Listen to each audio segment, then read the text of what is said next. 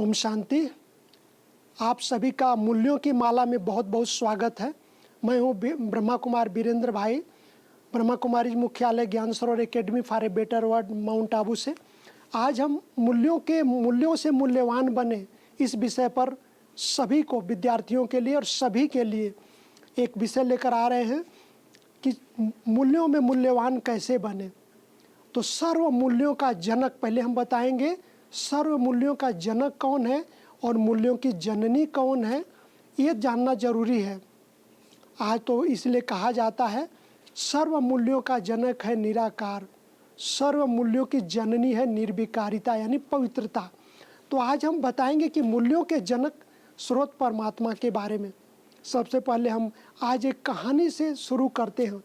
सबको कहानी प्रिय लगती है ना, बच्चों को तो खास पसंद करते हैं ना सभी, तो आप ध्यान से सुनेंगे। एक बहुत सुंदर कहानी हमारे भारत देश की कहानी है कि एक माताजी अपने बेटे गोपाल को रोज जंगल के रास्ते से स्कूल ले जाकर छोड़कर आती थी और शाम को बच्चे को लेने आती थी। आप समझते हैं पिछले ज़माने में, आज से 100 साल पहले सुबह 9-10 बजे का स्कूल, शाम को 4 बजे बच्चे छूटते थे। हम लोग भी पढ़े हैं, शाम 4 बजे तक छुट्टी होती थी। तो माताजी शाम को लेने आती थी। एक दिन माताजी को बुखार हो गया।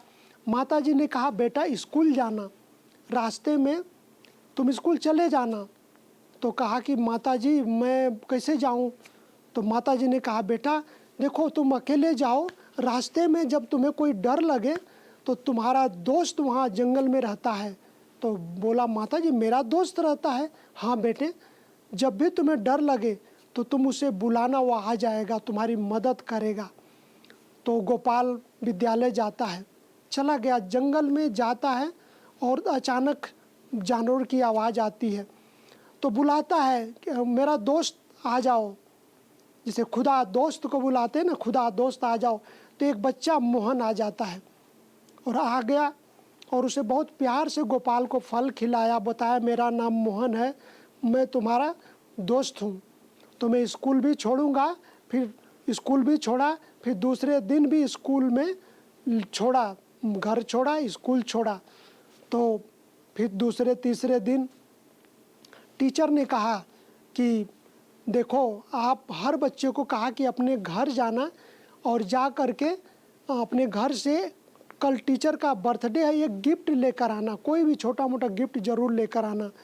गोपाल घर गया और माँ को कहा। तो माँ ने कहा कि तुम्हारा दोस्त है ना जंगल में, उससे ले लेना। तो गोपाल ने कहा ठीक है।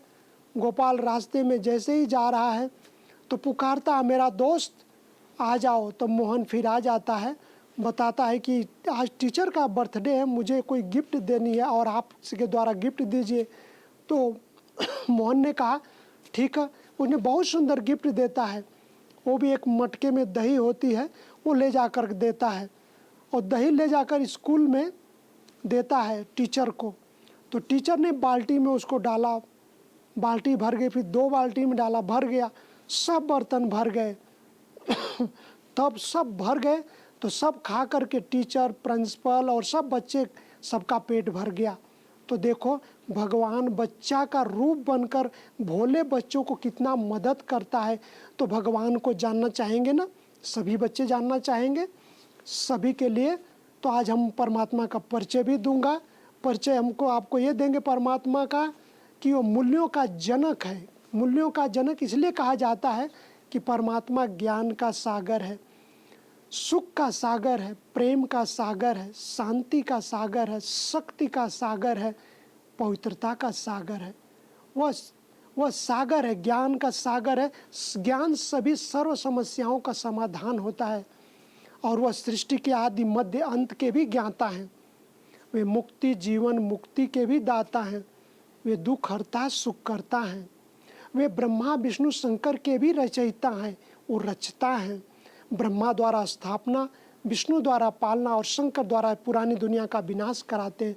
इसलिए कहा जाता है कि चाहे धरती को कागज बनाओ, सारी धरती को कागज बनाओ और पूरे समुद्र को स्याही बना दो, और जंगल को कलम बना दो, फिर भी उनकी तेरी महिमा लिखी नहीं जाए, फिर भी उनकी महिमा नहीं लिखी जा सकती परमात्मा की। इसीलिए कहा जाता है।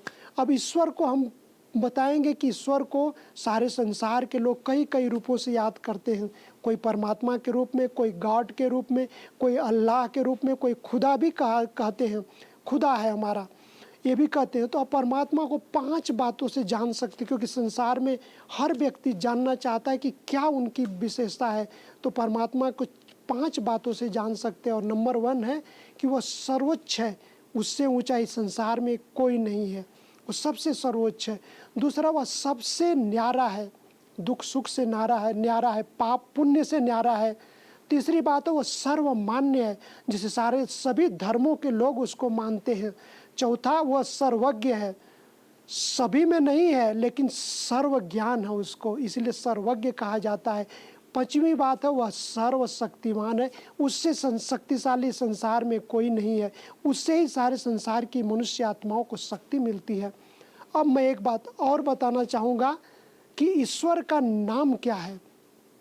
उसके हम 5 बातों से जाने, ऐसे 6 बातों से ईश्वर के कर्तव्य के बारे में जानेंगे कि ईश्वर का नाम है निराकार शिव, जिसको कल्याणकारी कहते हैं। रूप उनका ज्योतिर्बिंदु है, देश परम धाम के रहने वाले हैं, काल संगम युग पर ही आते हैं, इस समय कलयुग और सतयुग के बीच का युग संगम युग पर ही आते हैं। 5वां है कि गुण वह गुणों के सागर हैं, जैसे बताया प्रेम का, शांति का, सुख का, आनंद का सागर है, गुणों का सागर है। और 6वां कर्तव्य है कि पतित आत्माओं को पावन बनाते हैं।